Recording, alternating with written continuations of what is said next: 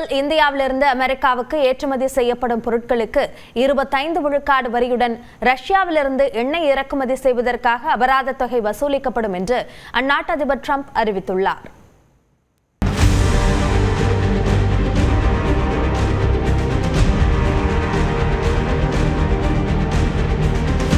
உலக நாடுகளுடன் வர்த்தக ஒப்பந்தங்களை ஏற்படுத்துவதில் அமெரிக்க அதிபர் ட்ரம்ப் தீவிரம் காட்டி வருகிறார். கடந்த ஏப்ரல் 2ஆம் தேதி இந்தியா உட்பட பல்வேறு நாடுகளின் மீதும் பரஸ்பர வரி விதித்த ட்ரம்ப் வர்த்தக பேச்சுவார்த்தைகளுக்கு வழிவகுக்கும் வகையில் இந்த வரி விதிப்புக்கான கெடுவை ஜூலை 31ஆம் தேதி வரை நீட்டிப்பதாக அறிவித்தார். அதனைத் தொடர்ந்து இந்தியா அமெரிக்கா இடையேயான வர்த்தக ஒப்பந்தம் தொடர்பாக பல்வேறு கட்ட பேச்சுவார்த்தை நடத்தப்பட்டது.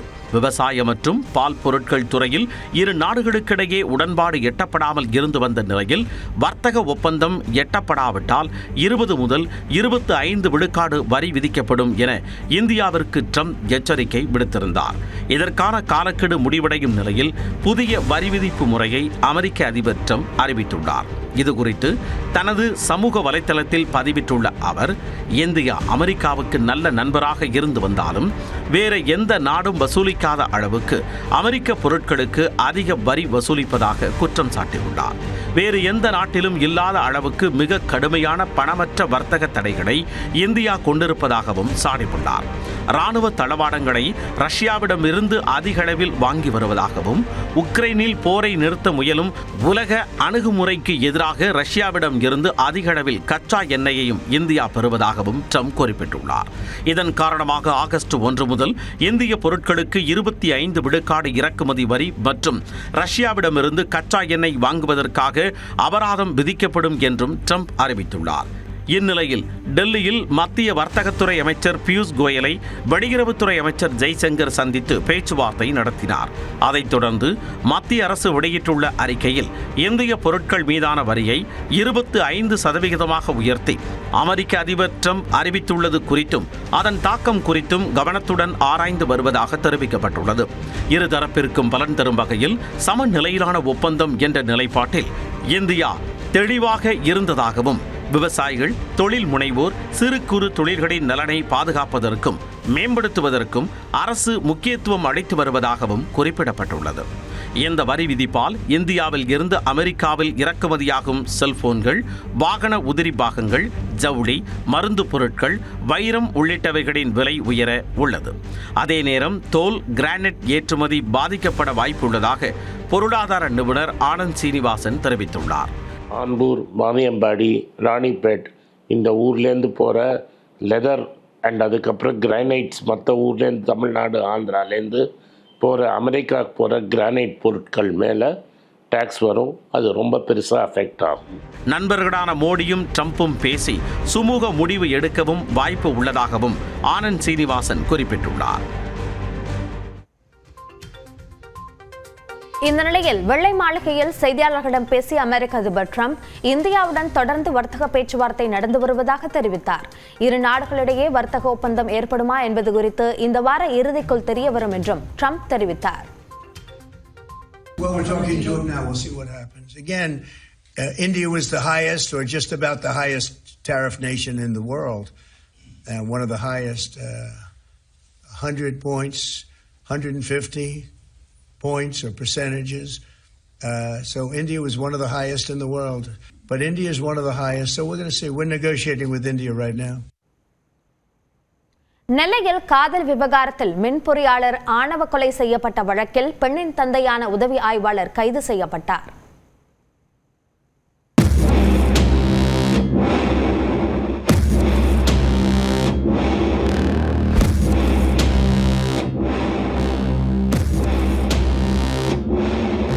தூத்துக்குடி மாவட்டம் ஆறுமுகமங்கலத்தைச் சேர்ந்த சந்திரசேகர் தமிழ்ச்செல்வி தம்பதியின் மகன் கவின் செல்வ கணேஷ் சென்னையில் உள்ள ஐடி நிறுவனத்தில் பணியாற்றி வந்தார். இவர் கடந்த ஞாயிற்றுக்கிழமை அன்று நெல்லை கேடிசி நகரில் உள்ள மருத்துவமனைக்கு குடும்பத்துடன் சென்றபோது சுர்ஜித் என்ற இளைஞரால் வெட்டி கொலை செய்யப்பட்டார். சுர்ஜித்தின் சகோதரியுடன் மாற்று சமூகத்தைச் சேர்ந்த கவின் பழகிய ஆத்திரத்தில் அவரை ஆணவ கொலை செய்ததாக குற்றச்சாட்டு எழுந்தது. இந்த வழக்கில் சுர்ஜித் கைது செய்யப்பட்டு சிறையில் அடைக்கப்பட்டார். இந்த கொலைக்கு உதவி ஆய்வாளர்களான சுர்ஜித்தின் தந்தை சரவணன் மற்றும் தாயார் கிருஷ்ணகுமாரி ஆகிய இருவரும் உடந்தையாக இருந்ததாக கவினின் பெற்றோர் குற்றஞ்சாட்டியதைத் தொடர்ந்து உதவி ஆய்வாளர்கள் தம்பதியினர் மீதும் 6 பிரிவுகளில் வழக்கு பதிவு செய்யப்பட்டு பணியிடை நீக்கம் செய்யப்பட்டனர். ஆனால் அவர்கள் இருவரையும் கைது செய்யும் வரை கவினின் உடலை வாங்க மாட்டோம் என்று கூறி அவரது குடும்பத்தினர் 3 நாட்களாக போராட்டத்தில் ஈடுபட்டு வந்தனர்.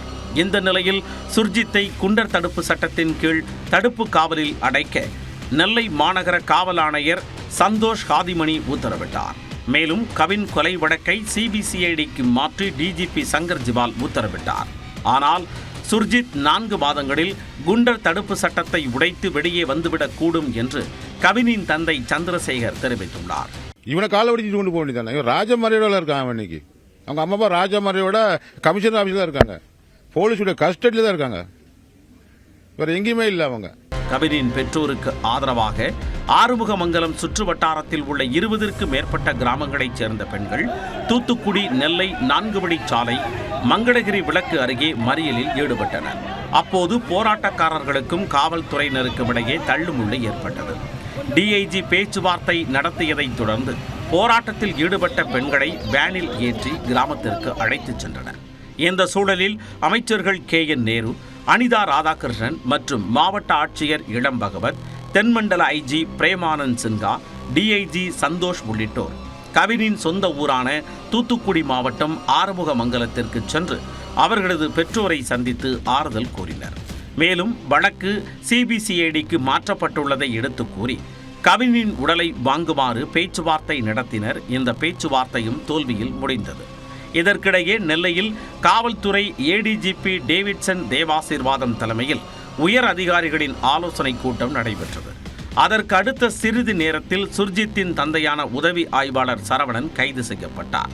அதன் பின் நெல்லை மாவட்ட குற்றவியல் நீதிமன்ற நீதிபதி சத்யா முன்பு ஆஜர்படுத்தப்பட்டார். அவரை ஆகஸ்ட் 8ஆம் தேதி வரை நீதிமன்ற காவலில் அடைக்க நீதிபதி உத்தரவிட்டார். அண்ணா வெற்றி பெற்றதைப் போல தமிழக வெற்றிக் கழகம் வரும் தேர்தலில் வெற்றி பெற இருப்பதாக அக்கட்சியின் தலைவர் விஜய் நம்பிக்கை தெரிவித்துள்ளார். தவேக உறுப்பினர் சேர்க்கை செயலியை வெளியிட்டு விஜய் பேசியது என்ன? விரைவாக இந்த செய்தி தொகுப்பில் பார்க்கலாம்.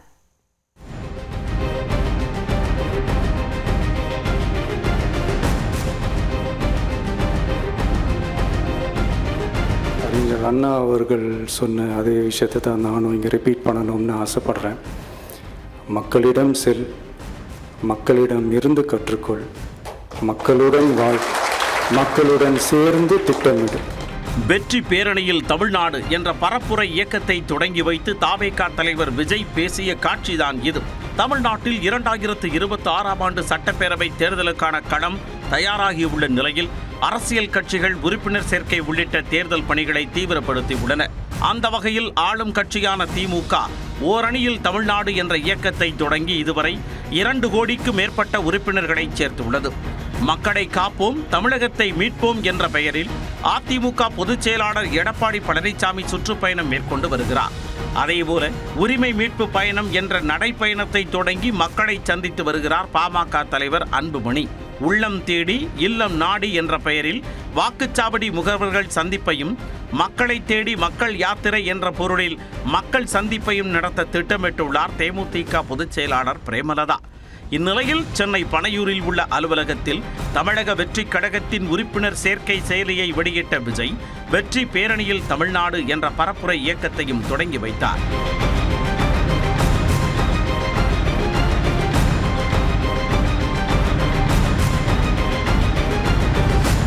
பின்னர் மேடையில் பேசிய விஜய் 2026ஆம் ஆண்டு தேர்தலில் மிகப்பெரிய வெற்றியை பெற இருப்பதாக நம்பிக்கை தெரிவித்தார்.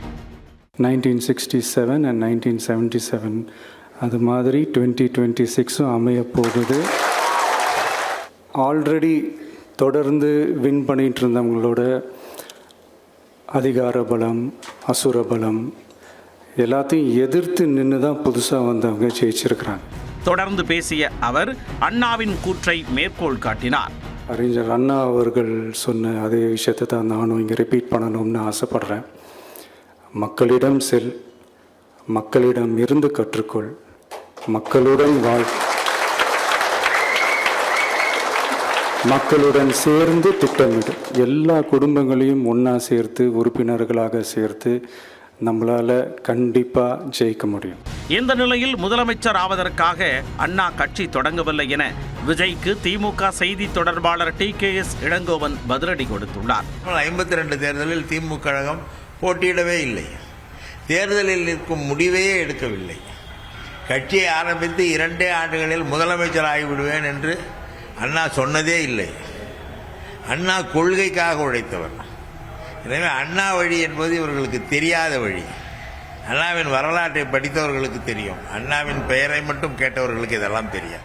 மறுபுறம் அண்ணா வழியில் செல்வதற்கு இன்னொரு கட்சி எதற்கு தம்பி என தாவேகா தலைவர் விஜய்க்கு பாஜக மூத்த தலைவர் தமிழிசை சவுந்தரராஜன் கேள்வி எழுப்பியுள்ளார். மக்கள் நலனில் இருந்து விலகி இருப்பவர்களின் ஓரணியில் தமிழ்நாடு நாடகத்திற்கும், மக்களிடமிருந்து விலகி இருப்பவர்களின் வெற்றி பேரணியில் தமிழ்நாடு நாடகத்திற்கும் மக்களின் ஆதரவு கிடையாது என்றும் தமிழிசை சவுந்தரராஜன் தெரிவித்துள்ளார். பசிபிக் கடலில் ஏற்பட்ட சக்தி வாய்ந்த நிலநடுக்கத்தை தொடர்ந்து ரஷ்யாவின் கிழக்கு பகுதியிலும் அமெரிக்காவின் ஹவாய் தீவு மற்றும் ஜப்பான் தீவிலும் சுனாமி அலைகள் தாக்கின. இதனால் பொதுமக்கள் அச்சமடைந்துள்ளனர்.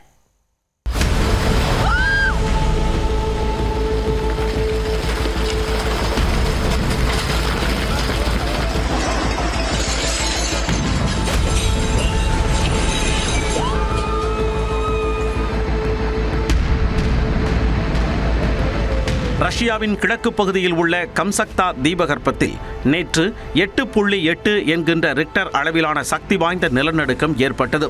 இதனால் அங்கிருந்த கட்டடங்கள் குலுங்கின.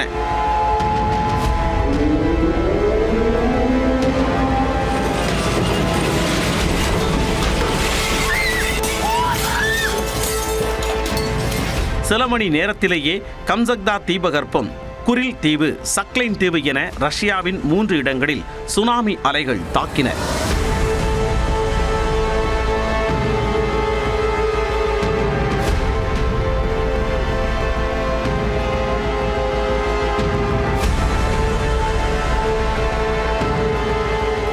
கம்சட்காவில் மருத்துவமனை கட்டடம் குலுங்கிய போதும் மருத்துவர்கள் பதறாமல் சிகிச்சை மேற்கொண்டு வியக்க வைத்தனர்.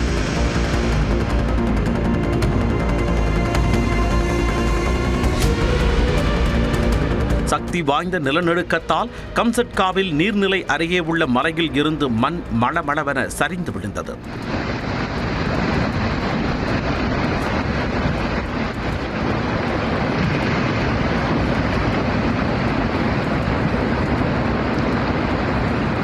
குரில் தீவில் ஏற்பட்ட நிலநடுக்கத்தில் இருந்து தப்பிக்க கடற்சிங்கங்கள் கூட்டமாக கடலில் குதித்தன.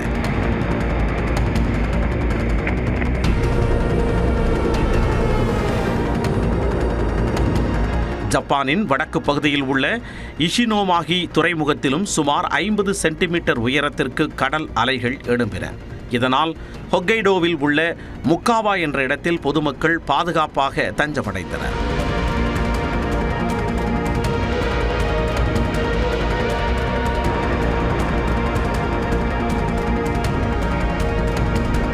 பெருவில் சுனாமி எச்சரிக்கை விடுக்கப்பட்டதால் கடற்கரையோர மக்களை பேரிடர் மீட்புப் படையினர் பாதுகாப்பான இடங்களுக்கு மாற்றினர்.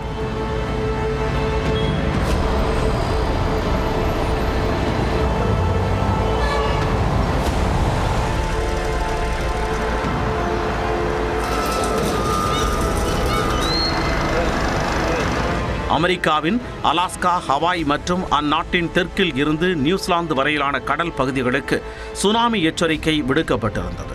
இதனால் அமெரிக்காவின் ஹோனோலூலு சாலையில் வாகனங்கள் அணிவகுத்து சென்ற நிலையில் பெட்ரோல் நிலையங்களிலும் கூட்டம் அலைமோதியது.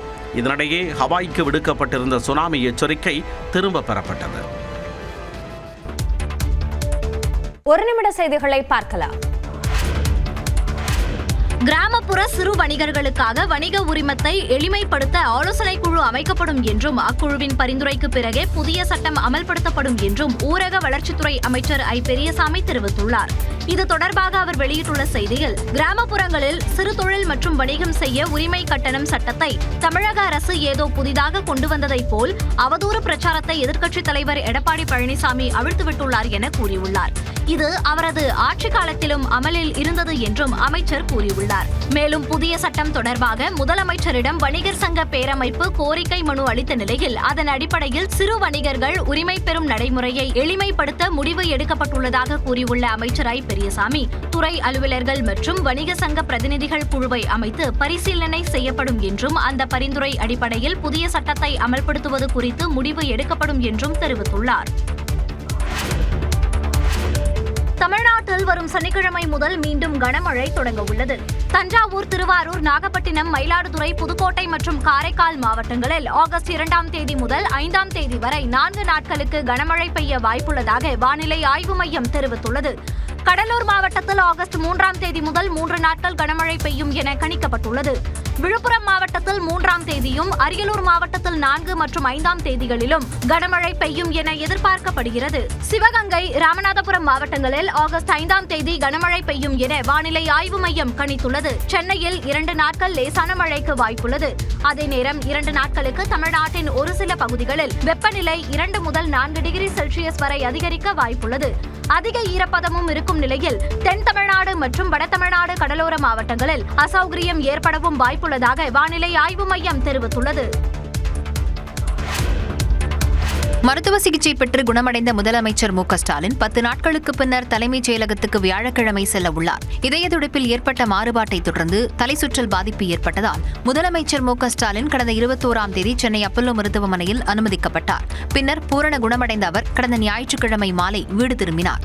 10 நாட்களுக்கு பின்னர் தலைமைச் செயலகத்துக்கு வியாழக்கிழமை செல்ல உள்ள அவர் முடிவுற்ற பல்வேறு திட்டப் பணிகளை தொடங்கி வைக்க உள்ளார். இதனைத் தொடர்ந்து தூத்துக்குடியில் வின்ஃபாஸ்ட் மின்சார வாகன உற்பத்தி ஆலையை ஆகஸ்ட் 4ஆம் தேதி நேரில் சென்று திறந்து வைக்க உள்ளார். வின்ஃபாஸ்ட் VF6, VF7 ஆகிய கார்களை தயாரிக்கும் பணியில் ஈடுபட்டுள்ள நிலையில் கார்களின் முதல் விற்பனையையும் முதலமைச்சர் மு க ஸ்டாலின் தொடங்கி வைக்க உள்ளார். இந்நிகழ்ச்சியில் கலந்து கொள்வதற்காக ஆகஸ்ட் 3ஆம் தேதி மாலையே சென்னையிலிருந்து விமானம் மூலமாக தூத்துக்குடிக்கு முதலமைச்சர் செல்ல உள்ளார். பகல்காம் தாக்குதல் குறித்து விமர்சிக்கும் திமுக MP கனிமொழி 1998ஆம் ஆண்டில் தமிழ்நாட்டில் நடந்த வெடிகுண்டு சம்பவங்கள் குறித்து ஏன் பேசுவதில்லை என்று அதிமுக பொதுச் செயலாளர் எடப்பாடி பழனிசாமி கேள்வி எழுப்பியுள்ளார். சிவகங்கை மாவட்டம் மானாமதுரையில் பரப்புரை மேற்கொண்ட அவர் கள்ளக்குறிச்சியில் விஷச்சாராயம் குடித்து 67 பேர் உயிரிழந்த போது உளவுத்துறை என்ன செய்தது என்றும் ஆவேசமாக கேள்வி எழுப்பினார். 1998ஆம் ஆண்டு கருணாநிதி அவர்கள் முதலமைச்சர் காலகட்டம், மரியாதைக்குரிய அத்வானி அவர்கள் கோயம்புத்தூருக்கு வராங்க. அப்போ பல இடத்துல குண்டு வெடிச்சு சுமார் 56 பேர் இறந்திருக்கிறாங்க. 56 பேர் இறந்திருக்கிறாங்க. 200 பேர் படுகாயமடைஞ்சிருக்காங்க. இதுக்கு என்ன பதில் சொல்ல போறாங்க? முன்னதாக கீழடியில் அருங்காட்சியகத்தை பார்வையிட்ட பின் செய்தியாளர்களிடம் பேசிய எடப்பாடி பழனிசாமி கீழடியை வைத்து சிலர் அரசியல் செய்வதாக சாடினார். இப்ப இது கேட்டுக்கிறாங்க, அதை கொடுக்கலைங்கிறாங்க. இதில் என்ன முரண்பட்ட கருத்து என்று தெரியல. எங்களை பொறுத்த வரைக்கும் அனுமதி கொடுக்க வேண்டும் என்பதை எங்களுடைய விருப்பம். ஆனால் அவர் கேட்கின்ற விளக்கத்தை இவர் கொடுக்கப்பட வேண்டும். இதில் என்ன விளக்கம் கொடுத்தாங்க, அவர் என்ன விளக்கம் கேட்டாங்கன்னு நாங்கள் அரசியல் இன்னைக்கு ஆட்சி அதிகாரத்தில் இல்லை. இருந்தாலும் இந்த கீழடியில் இந்த மாநில அரசு கேட்பதற்கு நாங்கள் துணை நிற்போம். கீழடி அகழாய்வு மிக முக்கியமானது என்றும் இதில் எந்த தவறும் நடந்துவிடக் கூடாது என்றும் எடப்பாடி பழனிசாமி தெரிவித்தார். 1999இல் பாஜக ஆட்சியை கவிழ்த்து அதிமுக வரலாற்று பிழையை செய்துவிட்டதாக முன்னாள் அமைச்சர் கடம்பூர் ராஜு கூறியது சர்ச்சையான நிலையில் தான் அப்படி பேசவே இல்லை என அவர் விளக்கம் அளித்துள்ளார்.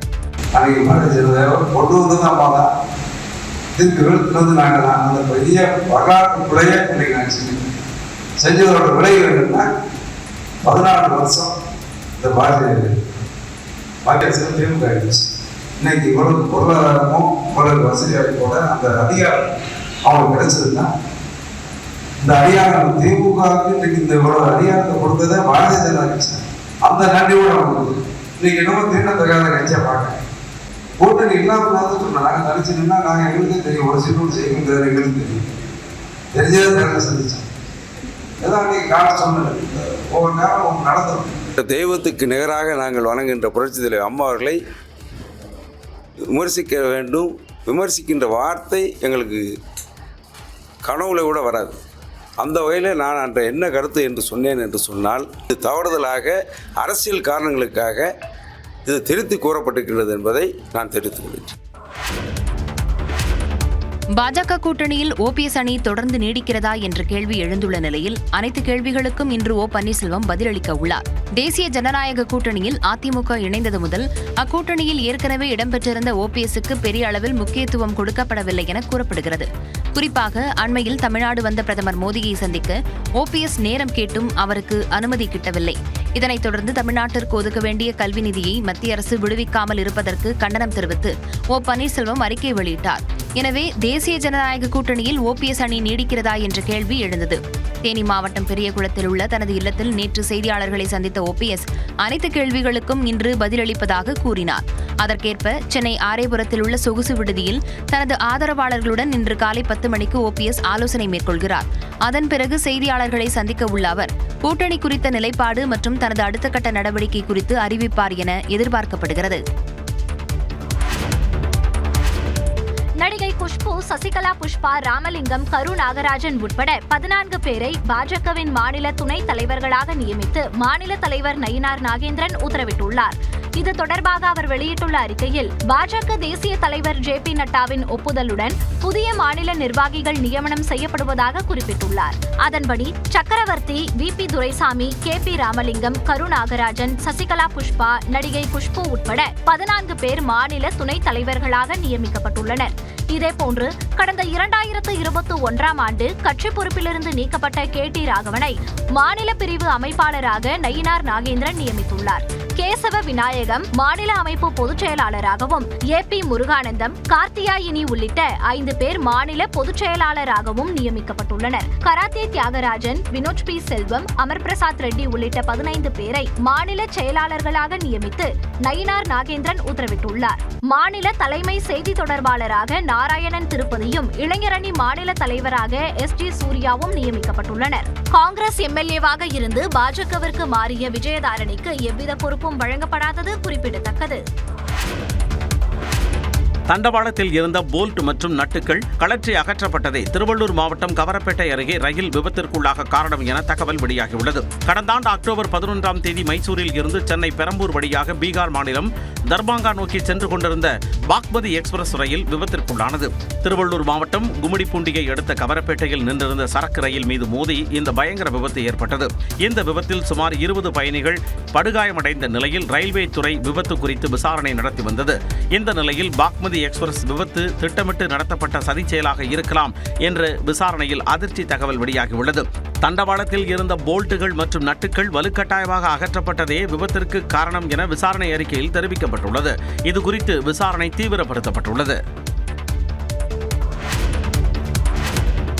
தமிழ்நாட்டில் ஆதிதிராவிடர் மற்றும் பழங்குடியினர் நல பள்ளிகளில் பயின்ற 135 பேர் ஐஐடி, என்ஐடி போன்ற உயர்கல்வி நிறுவனங்களில் சேர்ந்துள்ளனர். சமூகத்தில் பின்தங்கியுள்ள பட்டியல் மற்றும் பழங்குடியினங்களைச் சேர்ந்த மாணவர்களின் நலனுக்காக தமிழ்நாடு அரசு சார்பில் ஆதிதிராவிடர் மற்றும் பழங்குடியினர் நல பள்ளிகள் இயங்கி வருகின்றன. இந்த பள்ளிகளில் கடந்த கல்வியாண்டில் 12ஆம் வகுப்பு பயின்ற 94% மாணவர்கள் தேர்ச்சி பெற்றுள்ளனர். இது முந்தைய ஆண்டை காட்டிலும் 10% அதிகமாகும். 12ஆம் வகுப்பு படிக்கும் மாணவர்களுக்கு அளிக்கப்பட்ட சிறப்பு பயிற்சிகள் மூலம் கிளாட், ஜேஇஇ, CUET, NIFT உள்ளிட்ட நுழைவுத் தேர்வுகளை எழுதினர். ஆன்லைன் மூலமும் நேரடியாகவும் அளிக்கப்பட்ட சிறப்பான பயிற்சிகள் மூலம் 135 மாணவர்கள் IIT, NIT, national institute of fashion technology, இந்திய கடல்சார் பல்கலைக்கழகம், தேசிய சட்டக்கல்லூரி, டெல்லி பல்கலைக்கழகம், காலனி வடிவமைப்பு மற்றும் மேம்பாட்டு நிறுவனம், ராஜீவ்காந்தி பெட்ரோலிய தொழில்நுட்ப நிறுவனம் ஆகிய உயர்கல்வி நிறுவனங்களில் சேர்ந்துள்ளனர். இதில் 28 பேர் ஆதிதிராவிடர் நல பள்ளிகளிலும் 107 பேர் பழங்குடியினர் நல பள்ளிகளிலும் பயின்றவர்கள். இவர்களை சென்னை தலைமைச் செயலகத்தில் இன்று நடைபெறும் நிகழ்ச்சியில் முதலமைச்சர் மு.க.ஸ்டாலின் பாராட்டி கௌரவிக்கிறார். சட்டவிரோத சூதாட்ட செயலிகளில் விளம்பரங்களில் நடித்தது தொடர்பாக அமலாக்கத்துறை விசாரணைக்கு ஆஜரான நடிகர் பிரகாஷ்ராஜ் விசாரணைக்கு முழு ஒத்துழைப்பு தந்ததாக கூறினார். ஹைதராபாத் மற்றும் விசாகப்பட்டினத்தில் G-Twin, பரிமேட்ச், லோட்டஸ் 365 உள்ளிட்ட சூதாட்ட செயலிகள் மூலமாக சட்டவிரோத பண பரிமாற்றம் நடைபெற்றதாக புகார் எழுந்தது. பிரபல நடிகர்களின் விளம்பரங்களை நம்பி சூதாட்ட செயலிகளை பயன்படுத்தி ஒருவர் 3 கோடி ரூபாய் வரை பணத்தை இழந்ததாக புகார் தெரிவித்திருந்தார். இது தொடர்பாக நடிகர்கள் பிரகாஷ் ராஜ், விஜய் தேவரகொண்டா, ராணா டகுபாட்டி உள்ளிட்ட 29 பிரபலங்கள் மீது அமலாக்கத்துறை வழக்கு பதிவு செய்தது. இந்த வழக்கின் விசாரணைக்கு நேரில் ஆஜராகுமாறு பிரகாஷ் ராஜுக்கு அமலாக்கத்துறை சம்மன் அனுப்பியிருந்தது. அதன்படி ஹைதராபாத்தில் உள்ள அமலாக்கத்துறை அலுவலகத்தில் பிரகாஷ் ராஜ் ஆஜரானார். பிறகு செய்தியாளர் சந்தித்தவர் தன் மீதான சூதாட்ட செயலி வழக்கில் அரசியல் பின்புலம் இல்லை என்று தெரிவித்துள்ளார். And later on moral grounds I did not pursue it, and I gave them information that I have not received any money because I did not want to take money of that. Vijay Deverakonda August 6ஆம் தேதியும், Rana டகுபாட்டி August 11ஆம் தேதியும் ஆஜராக உள்ளனர்.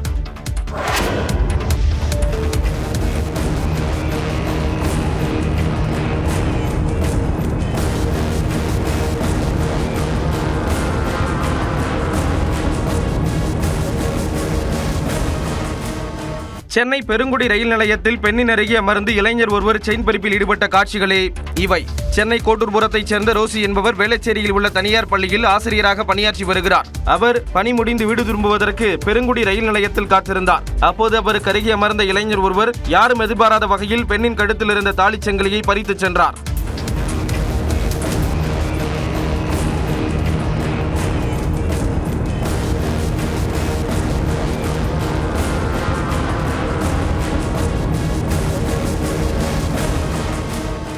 இது தொடர்பாக வழக்கு பதிவு செய்து விசாரணை மேற்கொண்ட திருவான்மியூர் இருப்பு பாதை காவலர்கள் செயின் பறிப்பில் ஈடுபட்ட இளைஞரை கைது செய்தனர். விசாரணையில் அவர் விழுப்புரம் மாவட்டத்தைச் சேர்ந்த பாலாஜி என்கிற சவுந்தர் என்பது தெரிய வந்துள்ளது. இவர் மீது ஏற்கனவே செல்போன் திருட்டு வழக்கு ஒன்று நிலுவையில் உள்ளதாக காவல்துறையினர் தெரிவித்துள்ளனர். நாசாவுடன் இஸ்ரோ இணைந்து தயாரித்த நிசார் செயற்கைக்கோள் வெற்றிகரமாக விண்ணில் ஏவப்பட்டு புவிவட்ட பாதையில் நிலைநிறுத்தப்பட்டது. இதுகுறித்து விரிவாக இந்த செய்தி தொகுப்பில் தெரிந்து கொள்ளலாம். 3, 2, 1, 0. All L40 engines generating nominal thrust. S139 motor ignited. Speed to gravity on tracking. Of the GSLV F-16 NISA mission. The deafening roar of GSLV and beautiful silhouette brightening the Sriharikota sky. NASA, ISRO ஆகிய இரு விண்வெளி அமைப்புகள் இணைந்து உருவாக்கிய நிசார் செயற்கைக்கோள் வெற்றிகரமாக விண்ணில் சீறி பாய்ந்த காட்சிகள்தான் இவை. ஆந்திர பிரதேசத்தின் ஸ்ரீஹரிகோட்டாவில் உள்ள சதீஷ் தவான் விண்வெளி மையத்தில் இருந்து GSLV 16 ராக்கெட் மூலம் விண்ணில் ஏவ திட்டமிடப்பட்டது. அந்த வகையில் 27 மணி நேரம் 30 நிமிடங்கள் கொண்ட கவுண்டவுன் செவ்வாய்க்கிழமை தொடங்கியது. இந்நிலையில் 2392 கிலோ எடை கொண்ட நிசார் செயற்கைக்கோளை சுமந்தபடி GSLV F-16 ரக ராக்கெட் மாலை 5:40 மணி அளவில் வெற்றிகரமாக விண்ணில் சீறி பாய்ந்தது. All L40 engines generating nominal thrust. S139 motor ignited. Speed to gravity on tracking. பின்னர் புவியில் இருந்து 743 கிலோமீட்டர் தொலைவில் ராக்கெட்டில் இருந்து நிசார் செயற்கைக்கோள் வெற்றிகரமாக பிரிக்கப்பட்டு சூரிய ஒத்திசைவு சுற்றுப்பாதையில் நிலைநிறுத்தப்பட்டது. प्रथम चरण को सफलता से पृथक किया जा चुका है. Payload fairing separated. चरण का प्रज्वलन शुरू हो चुका है. Close loop guide. இந்த சாதனையை விஞ்ஞானிகள் கரவொலி எழுப்பி ஒருவரை ஒருவர் ஆறத் தழுவி கை கொடுத்து மகிழ்ச்சியை வெளிப்படுத்தினர்.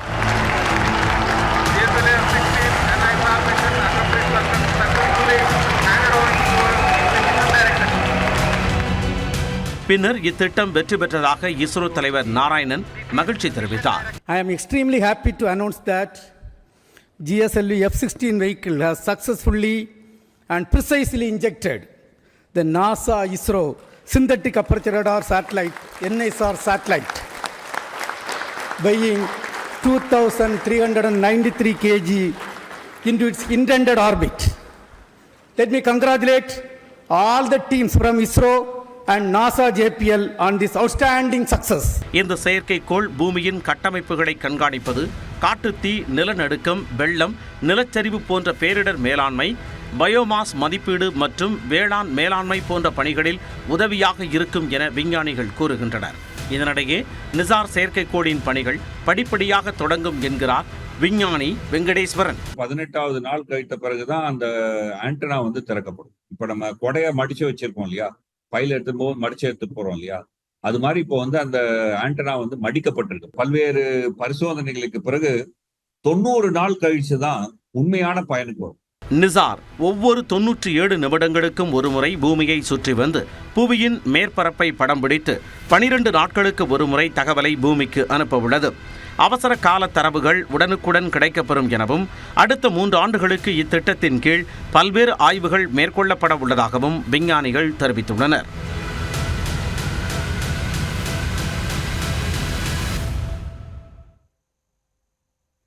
எக்ஸ்பிரஸ் 18 செய்திகளை பார்க்கலாம். செம்பரம்பாக்கம் ஏரியில் அரைகுறை ஆடையுடன் மனித எலும்புக்கூடு கண்டெடுக்கப்பட்டதால் பரபரப்பு ஏற்பட்டது. செம்பரம்பாக்கம் ஏரி பாதி வற்றியுள்ள நிலையில் குளிக்கச் சென்ற இளைஞர்கள் சிலர் மனித எலும்புக்கூடை கண்டு காவல்துறைக்கு தகவல் தெரிவித்துள்ளனர். இறந்து பல நாட்களாகி அழுகி எலும்புக்கூடாக மாறிய நபர் யார், தற்கொலையா கொலையா என்பது குறித்து தடயவியல் நிபுணர்கள் மூலம் ஆய்வு மேற்கொண்டு காவல்துறையினர் விசாரணை நடத்தி வருகின்றனர். மதுரையில் அரசு பேருந்தின் கண்ணாடியை உடைத்த வழக்கில் 2 பேருக்கு தலா 2 ஆண்டுகள் சிறை தண்டனை விதிக்கப்பட்டது. 2012ஆம் ஆண்டில் மாட்டுத்தாவணி அருகே அரசு பேருந்து மீது கல்வீசி தாக்குதலில் ஈடுபட்டதாக ஜெயக்குமார், ரூபன், மதன்குமார் ஆகியோர் கைது செய்யப்பட்டனர். மாவட்ட அமர்வு நீதிமன்றத்தில் வழக்கு விசாரணைக்கு இடையே மதன்குமார் இறந்துவிட்டார். இந்நிலையில் வாதங்கள் முடிவடைந்ததை அடுத்து ஜெயக்குமார் மற்றும் ரூபனுக்கு சிறை தண்டனை விதித்து தீர்ப்பளிக்கப்பட்டது. கோவை மாவட்ட ஆட்சியர் அலுவலக பொருளை ஜப்தி செய்ய நீதிமன்ற ஊழியர்கள் முயன்றதால் பரபரப்பு ஏற்பட்டது. கடந்த 1989ஆம் ஆண்டு ராமசாமி என்பவரது 18 ஏக்கர் நிலத்தை வீட்டு வசதி வாரியம் கையகப்படுத்திய நிலையில் 1,83,00,000 ரூபாய் வழங்கப்படாதது குறித்து அவரது வாரிசுகள் நீதிமன்றத்தில் வழக்கு தொடர்ந்தனர். இதில் இழப்பீட்டுத் தொகைக்கான மதிப்பீட்டிற்கு மாவட்ட ஆட்சியர் அலுவலகத்தில் உள்ள அசையும் சொத்துக்களை ஜப்தி செய்ய உத்தரவிட்டார். இந்நிலையில் நீதிமன்ற ஊழியர்களுடன் அதிகாரிகள் மாலை வரை பேச்சுவார்த்தை நடத்தியதை அடுத்து ஜப்தி நடவடிக்கை ஒத்திவைக்கப்பட்டது. விசாரணைக்கு ஒத்துழைக்க மறுப்பதால் முன்ஜாமீனை ரத்து செய்ய கோரி காவல்துறை தாக்கல் செய்த மனுவுக்கு மதுரை ஆதீனம் வரும் 8ஆம் தேதிக்குள் பதிலளிக்க உயர்நீதிமன்றம் உத்தரவிட்டுள்ளது. மதுரை ஆதீனம் உடல்நிலை உள்ளிட்ட காரணங்களை கூறி விசாரணைக்கு ஒத்துழைக்கவில்லை என்றும், ஆனால் 7 மணி நேரத்திற்கும் மேலாக மற்றொரு நிகழ்ச்சியில் கலந்து கொண்டதாகவும் காவல்துறை தரப்பில் முறையிடப்பட்டது. இதற்கு ஆதீனம் தரப்பில் பதிலளிக்க கால அவகாசம் கேட்கப்பட்டதால் வழக்கின் விசாரணையை ஆகஸ்ட் 8ஆம் தேதிக்கு நீதிபதி தள்ளி வைத்தார். கடலூர் மாவட்டம் நெய்வேலியில் NLC முதலாம் சுரங்கப் பகுதியில் மூங்கில் மரங்கள் தீப்பிடித்து எரிந்ததால் பரபரப்பு ஏற்பட்டது. காற்றின் வேகம் காரணமாக தீ அடுத்தடுத்து வேகமாக பரவிய நிலையில் அவ்வழியே மின்சாரம் துண்டிக்கப்பட்டு தீயணைப்பு பணி நடைபெற்றது. உயர்கோபுர மின்சார ஒயர்களில் இருந்து விழுந்த தீப்பொறிகளே தீப்பிடிக்க காரணம் என கூறப்படுகிறது.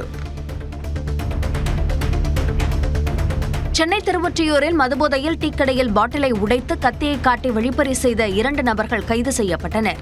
சாத்துமா நகரைச் சேர்ந்த சேகர் என்பவர் மாட்டுமந்தை பாலம் அருகே நடந்து சென்றபோது மதுபோதையில் இருந்த இருவர் அவரை வழிமறித்து தாக்கி 800 ரூபாயை பறித்துள்ளனர். இதனைத் தொடர்ந்து அருகில் இருந்த டீக்கடையில் இருந்த பாட்டில்களை உடைத்து சேதப்படுத்தி தப்பிச் சென்றுள்ளனர்.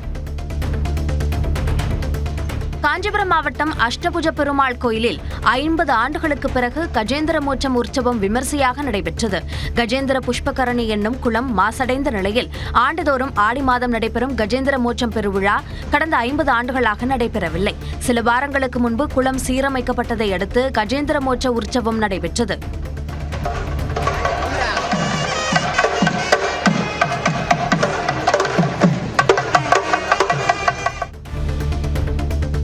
புதுச்சேரி உழவர்கரை பகுதியில் தெருநாய்களை இளைஞர்கள் தடியால் அடிக்கும் CCTV காட்சி வெளியாகி அதிர்ச்சியை ஏற்படுத்தியுள்ளது. மேரி உழவர்கரை பகுதியில் வீடு ஒன்றில் காயமடைந்திருந்த நாயை கண்ட தனியார் தொண்டு நிறுவனம் அந்த பகுதியில் உள்ள CCTV காட்சிகளை ஆய்வு செய்தது. அதில் நாயை சில இளைஞர்கள் கொடூரமாக தாக்கியது தெரியவந்தது.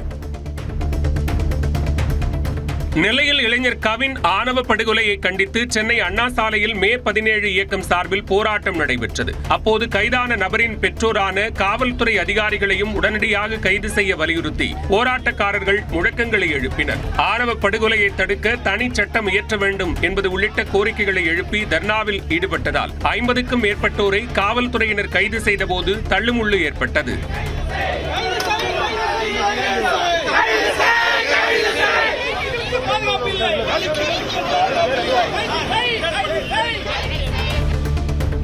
நாகை அருகே சுனாமி குடியிருப்பில் ஒரு வீட்டின் மேற்கூரை பூச்சு பெயர்ந்து விழுந்ததில் 2 பெண்கள் படுகாயமடைந்தனர்.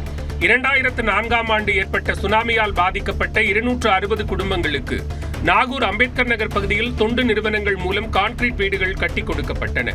21 ஆண்டுகள் ஆன நிலையில் 100க்கும் மேற்பட்ட வீடுகள் சேதமடைந்துள்ளதாக கூறப்படுகிறது. இந்நிலையில் ஷாஜகான் என்பவரின் வீட்டின் மேற்கூரை பூச்சு பெயர்ந்து விழுந்ததால் சாப்பிட்டுக் கொண்டிருந்த ஹுஜாரா பீவி, அப்சா பர்வீன் ஆகியோர் காயமடைந்தனர். அவர்கள் ஒரத்தூர் மருத்துவக் கல்லூரி மருத்துவமனையில் சிகிச்சை பெற்று வருகின்றனர்.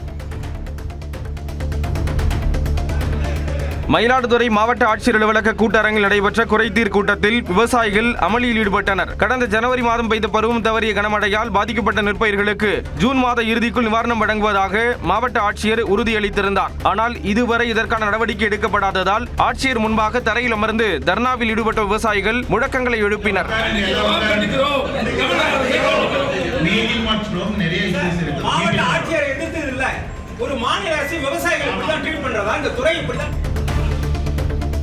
கரூர் மாவட்டம் குடித்தலை அருகே மருதூரில் காவிரி ஆற்றின் கதவணை அமைத்திட வேண்டும் என்று விவசாயிகள் கோரிக்கை விடுத்துள்ளனர். மேட்டூர் அணை நிரம்பியதை அடுத்து தண்ணீர் திறக்கப்பட்டதால் மாயனூர் பகுதியில் ஆற்றில் வினாடிக்கு 1,30,000 கன அடி நீர் இரு கரைகளையும் தொட்டவாறு யாருக்கும் பயன்படாமல் கடலில் கலக்கிறது. இதனை தவிர்க்கும் பொருட்டு கதவணை அமைக்கவும், வெள்ள நீரை குழாய்கள் மூலம் ஏரி குளங்களுக்கு கொண்டு சென்று நிரப்பிட வேண்டும் என்றும் காவிரி பாசன விவசாய சங்கத்தினர் வலியுறுத்தினர். திருவாரூர் மாவட்டம் திருத்துறைப்பூண்டியில் வீடு புகுந்து பைனான்சியரை வெட்டிவிட்டு கொள்ளையடிக்க முயன்ற 3 பேர் கைது செய்யப்பட்டனர். கார்த்தி என்பவரின் வீட்டிற்கு வந்த 5 பேரில் ஒருவர் வெளியே காவலுக்கு நிற்க மற்ற 4 பேரும் உள்ளே நுழைந்து கொள்ளையடிக்க முயன்றுள்ளனர். அப்போது சத்தம் கேட்டு அக்கம்பக்கத்தினர் ஓடி வந்ததால் இருவர் தப்பி ஓட மற்ற 3 பேரும் சிக்கிக் கொண்டனர். விசாரணையில் கார்த்தியின் வீட்டில் வேலை செய்த குமரன் என்பவர் வேலைக்காக மலேசியா சென்ற நிலையில் அவரது திட்டத்தின்படியே கொள்ளை முயற்சி நடந்தது தெரியவந்தது. ஆவடி மாநகராட்சி மாமன்ற கூட்டத்தில் தெருக்களில் மழைநீர் வடிகால்களில் ஆங்காங்கே அடைப்பு ஏற்படுவதாக கவுன்சிலர்கள் குற்றம் சாட்டினர். இதையடுத்து ஒப்பந்த நிறுவனம் தூய்மை பணியாளர்கள் வரவழைக்கப்பட்டு ஆணையர் சரண்யா அறிவுரை வழங்கினார். அப்போது தூய்மை பணியில் ஈடுபடுவதற்கான பாதுகாப்பு உடைமைகள் வழங்கப்படுகிறதா என கேட்டறிந்தார். இந்நிலையில் நிகழ்ச்சிக்கு வந்தபோதும் புறப்பட்ட போதும் தூய்மை பணியாளர்கள் குப்பை அள்ளும் வாகனத்தில் அழைத்துச் செல்லப்பட்டது அதிருப்தியை ஏற்படுத்தியது. கடலூர் மாநகராட்சி பகுதியில் சுற்றித் திரியும் 664 தெருநாய்களுக்கு கருத்தடை சிகிச்சை செய்யப்பட்டுள்ளது. நாய்களின் இனப்பெருக்கத்தை தடுக்கும் வகையில் மாவட்ட நிர்வாகம் சார்பில் மஞ்சக்குப்பம் மைதானத்தில் உள்ள பாபு கலையரங்கில் கருத்தடை அறுவை சிகிச்சை செய்யப்பட்டது. கால்நடை மருத்துவ மேலாளர்கள் 4 பேர், நாய் பிடிப்பவர்கள், ஊழியர்கள் என 8 பேர் கொண்ட குழுவினர் விதிமுறைகளுக்குட்பட்டு தெருநாய்களை பிடித்து கருத்தடை அறுவை சிகிச்சை மேற்கொண்டனர். சவுதி அரேபியாவின் அபா நகரில் கொட்டி தீர்த்த மழையால் பல்வேறு இடங்களில் தண்ணீர் சூழ்ந்தது. முக்கிய சாலைகள், சுரங்கப்பாதைகளில் குளம் போல தண்ணீர் தேங்கியதால் வாகனங்கள் ஊர்ந்து சென்றன. தாய்லாந்தின் சுப்பான்புரி மாகாணத்தில் உள்ள பட்டாசு ஆலையில் ஏற்பட்ட வெடிவிபத்தில் 9 பேர் உயிரிழந்தனர். அங்குள்ள வீடு ஒன்று ஆலையாக மாற்றப்பட்டு பட்டாசு தயாரிக்கப்பட்டு வந்துள்ளது. வழக்கம் போல இந்த ஆலை செயல்பட்ட போது திடீரென வெடிவிபத்து ஏற்பட்டதாக தெரிகிறது. இதில் 9 பேர் உயிரிழந்ததாக தகவல் வெளியாகியுள்ளது. World championship of legends cricket தொடரில் இருந்து இந்தியா விலகிய நிலையில் பாகிஸ்தான் நேரடியாக இறுதிப் போட்டிக்கு தகுதி பெற்றது. பகல்காம் தாக்குதலை காரணம் காட்டி பாகிஸ்தானுக்கு எதிரான அரையிறுதிப் போட்டியில் விளையாடுவதில்லை என யுவராஜ் சிங் தலைமையிலான இந்திய அணி அறிவித்ததோடு தொடரில் இருந்தும் விலகியுள்ளது. T20 பேட்ஸ்மேன்களுக்கான தரவரிசையில் இந்திய வீரர் அபிஷேக் சர்மா முதலிடத்திற்கு முன்னேறியுள்ளார். சர்வதேச கிரிக்கெட் கவுன்சில் வெளியிட்டுள்ள தரவரிசை பட்டியலில் டெஸ்ட் ஆல்ரவுண்டர் வரிசையில் ஜடேஜா தொடர்ந்து முதலிடத்தை அலங்கரித்துள்ளார். அத்துடன் இங்கிலாந்திற்கு எதிராக சதம் விளாசி 2 விக்கெட் வீழ்த்திய வாஷிங்டன் சுந்தர் 8 இடங்கள் முன்னேறி 14வது இடத்தை பிடித்துள்ளார். டெஸ்ட் போட்டிக்கான பந்துவீச்சாளர்கள் தரவரிசை பட்டியலில் பும்ரா தொடர்ந்து முதலிடத்தில் நீடிக்கிறார். ஜடேஜா 14வது இடத்திற்கு முன்னேறியுள்ளார். டிசிஎஸ் நிறுவனம் 12,000 பேரை பணி நீக்கம் செய்ய உள்ளதாக அறிவித்ததை தொடர்ந்து அந்த நிறுவனத்தின் பங்கு மதிப்பு கிடுகிடுவென்று சரிந்தது. புதிய தொழில்நுட்ப பயன்பாட்டிற்கு மாறுவதால் ஆட்குறைப்பு நடவடிக்கையில் ஈடுபட உள்ளதாக டிசிஎஸ் அறிவித்தது. இதனையடுத்து அந்த நிறுவனத்தின் பங்கு மதிப்பு தொடர்ந்து சரிந்து வருகிறது. இதனால் அந்த நிறுவனத்திற்கு 28,148 கோடி ரூபாய் இழப்பு ஏற்பட்டிருப்பதாக தகவல் வெளியாகியுள்ளது. கோவை ஆலந்துறையை அடுத்த நல்லூர் வயல் சோலைப்படுகையில் 20 அடி ஆழ கிணற்றில் விழுந்த யானை உயிரிழந்தது. நேற்று இரவு கூட்டத்தை விட்டு தொலைந்த யானை விளைநிலத்திற்குள் புகுந்தது. அப்போது வழி தெரியாமல் திரிந்தபோது 20 அடி ஆழ கிணற்றில் யானை தவறி விழுந்தது. கிணற்றில் நீர் அதிகமாக இருந்ததால் யானை பரிதாபமாக உயிரிழந்தது. மத்தியில் ஆட்சியில் இருக்கும் பாஜக நடிகரை வைத்து கட்சி தொடங்கி தமிழ்நாட்டை கைப்பற்ற நினைப்பதாக பெரம்பலூரில் நடைபெற்ற பொதுக்கூட்டத்தில் அமைச்சர் சிவசங்கர் தெரிவித்தார். இப்பொழுது ஒரு நடிகரை பிடித்திருக்கிறார்கள். கல்லூரியிலே படிக்கின்ற மாணவர்களும் பள்ளியிலே படிக்கின்ற மாணவர்களையும் வைத்து ஏதோ ஒரு பெரிய பிம்பத்தை உருவாக்குவதற்கு துடிக்கிறார்கள். அவர்கள் பின்னால் அந்த இளைஞர்கள் போகாமல் தடுக்க வேண்டியது இந்த கூட்டத்திற்கு வந்திருக்கின்ற நம்முடைய ஒவ்வொருவருடைய கடமை. மதுரை மாவட்டம் கருப்பாயூரணி பகுதியில் லாரி உரசியதில் இருசக்கர வாகனத்தில் சென்ற பள்ளி ஆசிரியை நிலை தடுமாறி விழுந்து உயிரிழந்தார். சாலை வளைவில் திரும்ப முயன்றபோது பின்னால் வந்த லாரி உரசியதில் அவர் சாலையில் விழுந்ததில் லாரியின் டயரில் சிக்கி தலை நசுங்கி உயிரிழந்தார்.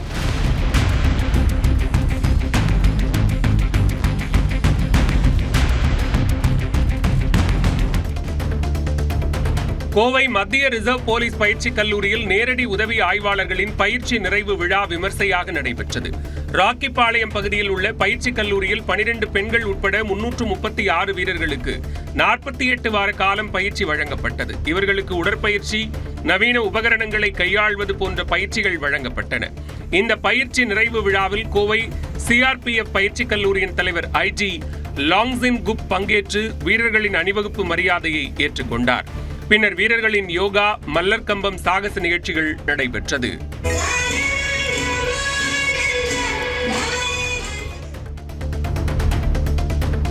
தென்காசி மாவட்டம் குற்றாலத்தில் ஆட்டோவும் வேனும் நேருக்கு நேர் மோதிய விபத்தில் சென்னையை சேர்ந்த 55 வயது பெண் உயிரிழந்தார். சென்னை அம்பத்தூரை சேர்ந்த 10 பேர் கொல்லம் எக்ஸ்பிரஸ் ரயில் மூலம் குற்றாலத்திற்கு சுற்றுலா வந்தனர். பழைய குற்றாலம் அருவிக்கு குளிக்க செல்ல அவர்கள் 2 ஆட்டோக்களில் சென்றனர். அப்போது எதிரே வந்த வேன் இவர்களின் ஆட்டோ மீது நேருக்கு நேர் மோதியதில் யாஸ்மின் என்ற 55 வயது பெண் உயிரிழந்தார். மேலும் ஆட்டோ ஓட்டுநர் உட்பட 8 பேர் காயமடைந்து தென்காசி மாவட்ட தலைமை மருத்துவமனையில் அனுமதிக்கப்பட்டுள்ளனர்.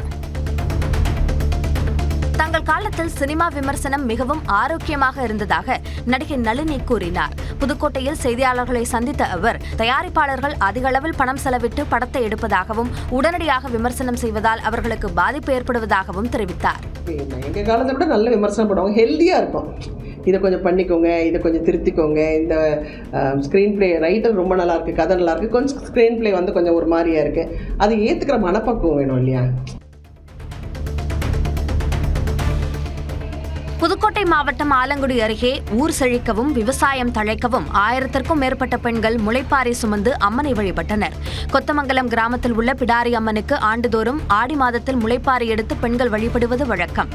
அதன்படி கொத்தமங்கலம் முத்துமாரியம்மன் கோயில் சுற்றுவட்டார கிராமங்களில் இருந்து முளைப்பாரி சுமந்து வந்த 1000க்கும் மேற்பட்ட பெண்கள் நீண்ட வரிசையில் ஊர் எல்லையில் இருக்கும் பிடாரி அம்மன் கோயிலுக்கு சென்று வழிபட்டனர்.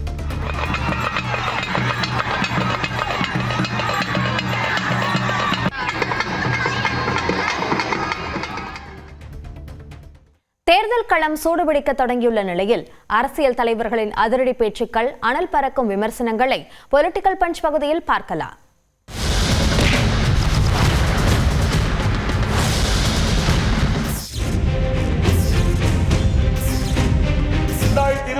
சட்டமன்ற பொதுத் தேர்தலில் 200 இடங்களில் நாங்கள் வெற்றி பெறுவோம் என்று ஒரு மிக கனவு உலகத்தில் மிதந்து கொண்டிருக்கின்றார்.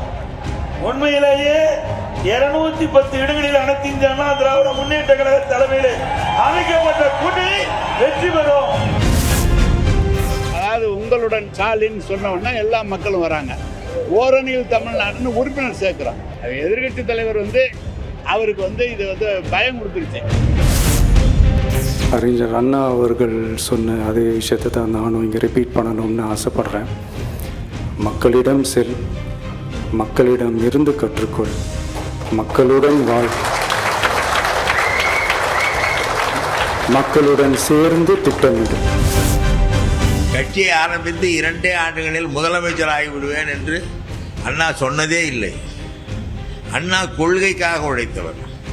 எனவே அண்ணா வழி என்பது இவர்களுக்கு தெரியாத வழி. அண்ணாவின் வரலாற்றை படித்தவர்களுக்கு தெரியும். அண்ணாவின் பெயரை மட்டும் கேட்டவர்களுக்கு இதெல்லாம் தெரியும். இந்த முறை அவர் முயற்சிக்கு நாங்கள் எதுவும் பங்கம் வருகின்ற விதத்தில் நாம் எதுவும் வார்த்தைகள் விட வேணாம். நாகரிகமான முறையில் அந்த கூட்டணி பலப்படணும்னு நினைக்கிறோன்னு சொல்கிறோம். அவ்வளோதான். அம்மையார் வாங்கின கடனுக்கு அவங்களே காரணம் சொல்லிட்டாங்க. சமூக நலத்தை திட்டங்களை தீட்டுக்கிற பொழுது கடன் வாங்கத்தான் செய்யணும்னு சொன்னாங்க. இப்போ அதுக்கு பின்னால் வந்த நம்முடைய மாண்புமிகு எதிர்க்கட்சி தலைவர் என்னுடைய நண்பர் எடப்பாடி பழனிசாமி கடனே வாங்காத ஆட்சி நடத்தினாரா? நாங்கள் ஒரு மிகப்பெரிய தவறை செய்துவிட்டோம். பாஜகவோடு கூட்டணி வைத்து இனி வரும் காலங்களில் எப்பொழுதும் பாஜகவோட கூட்டணி இல்லைன்னு அந்த அம்மா சொன்னாங்க. ரொம்ப தெளிவாக சொன்னாங்க. அந்த உறுதியிலிருந்து விலகுனது யாரு? தமிழ்நாட்டு மக்களுடைய உரிமைகளை பறி கொடுத்தது யாரு? தமிழ்நாட்டு மக்களை அடகு வைத்தது யாரு? திமுக சேர்ந்தால் பாஜக நல்ல கட்சி, நாங்கள் கூட்டு வைத்தால் தீண்டத்தகாத கட்சியா என்றுதான் கருத்து சொன்னேனே தவிர, மாண்புமிகு அம்மா அவர்களை கனவுலை கூட நாங்கள் தெய்வமாக கருதுவோம், வழிபடுவோம். இதுதான் யதார்த்தமான உண்மை. இது தவறுதலாக அரசியல் காரணங்களுக்காக இது திருத்தி கூறப்பட்டிருக்கிறது என்பதை நான் தெரிவித்துள்ளேன். நான் அரியணையில் உட்கார்ந்த பண்ணேன், எங்கேயாவது எவனாவது சாதிக்காக கொலை பண்ணான காட்டுறா பார்ப்போம். அந்த நாற்காலியில் உட்கார்ந்தவனை என் மீனவனை சிங்களனை கைது பண்ணிட சொல்றா பார்ப்போம். இப்பவும் சொல்றேன்டா, கைது பண்ண சொல்றாப்பா.